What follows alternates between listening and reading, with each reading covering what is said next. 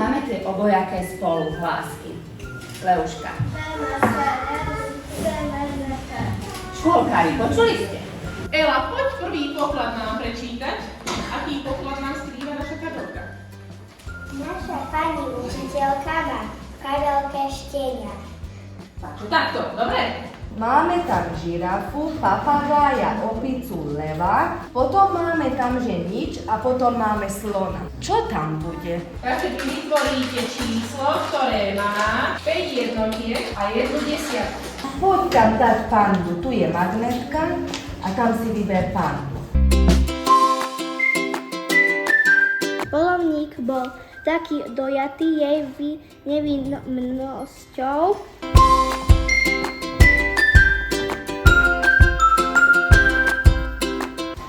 Výborne, je to deti správne?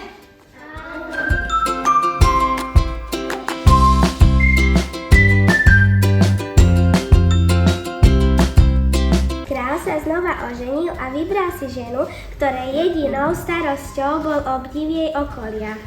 Ušlo sa aj mamičke.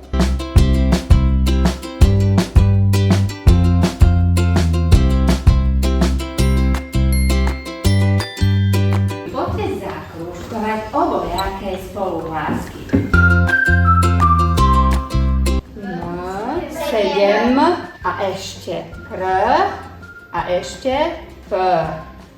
Výborne. Keďže ste sa už niečo naučili po tých ostatných triedách, tak teraz si vyrobia nejaký malý darček. Dobre?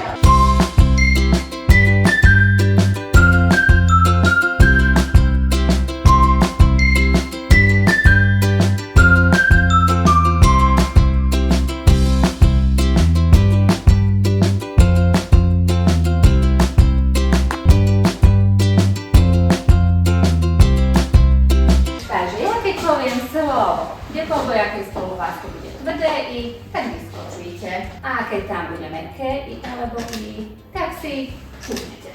Ryba. Sirota. Mihálnica.